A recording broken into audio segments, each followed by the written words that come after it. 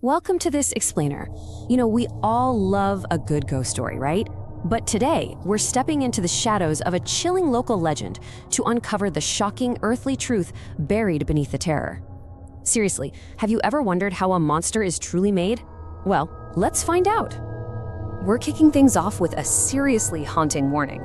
If you truly wish to know the truth, follow the cries, but never run. Just think about that for a second. That was the exact chilling advice given to three brave friends who actually dared to step into some fog-drenched woods. Imagine stepping into absolute pitch-black darkness, armed with nothing but that terrifying instruction. Okay, so let's get into Section 1, The Haunted Forest Legend, a 20-year mystery. So, this whole thing started exactly 20 years ago on a dark, rainy evening when a young woman named Chanda vanished, literally without a trace. And shortly after that, the horror stories started rolling in. Travelers reported something deeply unsettling, like hearing a woman weeping in the woods and seeing this ghostly figure in a white sari wandering beneath the ancient banyan trees. Fast forward to the present day, and that initial spookiness has snowballed into absolute terror. The villagers completely refused to enter the forest after sunset. No way, not doing it. It's wild how a simple disappearance morphed into this paralyzing fear of the dark. But every good horror story needs its brave souls, right? Enter our three close friends, Ramlal, Gopal, and Bolu. These guys absolutely refused to buy into the supernatural panic. They were totally determined to uncover the actual truth, so they made the boldest choice you could possibly make. They decided to spend one entire night deep inside that haunted forest. Moving right along to Section 2, into the thick fog, crossing the threshold. All right, so as darkness falls, our guys enter this environment of just unnatural silence. The narrow trails get completely swallowed up by thick fog, and these strange whispers start drifting through the trees. And then, seemingly out of nowhere, they run into an unnamed old man carrying a lantern. He's the one who gives them that eerie warning we talked about earlier. Pushing past their mounting fear, they actually follow the faint, chilling sound of a weeping woman, and it leads them straight to this mist-covered, completely abandoned well. And right at that abandoned well, a pale woman in a white sari slowly emerges from the thick mist. But here's the twist. Her face wasn't terrifying at all.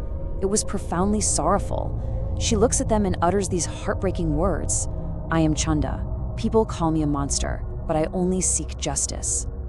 Wow. The entity everyone was so terrified of wasn't a monster in the slightest. It was a victim crying out for help.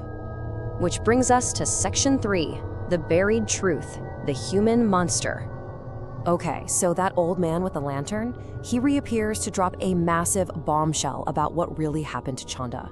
Turns out, 2 decades earlier, she had stumbled upon a terrible, terrible secret, and it involved the most powerful man in the village, the headman, along with his loyal cronies.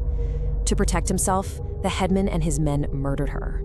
Let that sink in. They didn't just silence her, they basically weaponized her tragedy, turning it into a super convenient myth.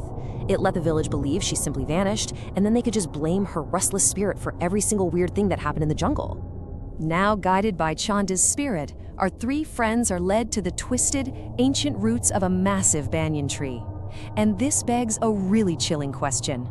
What exactly did that corrupt village headman bury deep in the earth 20 years ago to keep his terrible secret hidden? Well, digging down into the dark earth, they unearthed the horrifying answer. They found old human bones buried deep beneath the roots. And right alongside those bones, a rusted silver necklace. Etched right into that metal was the name Chanda. So this wasn't just some spooky local legend anymore, guys. This physical, undeniable evidence completely confirmed the old man's terrifying story. Chanda never just disappeared. She was brutally murdered. Look at how incredibly easily fear can be manipulated.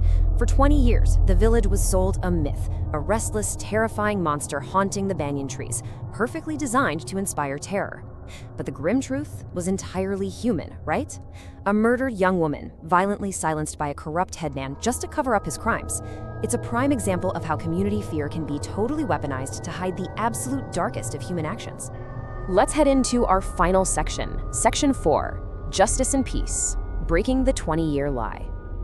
So the very next morning, Ramlal, Gopal, and Bolu didn't just quietly whisper about what they saw.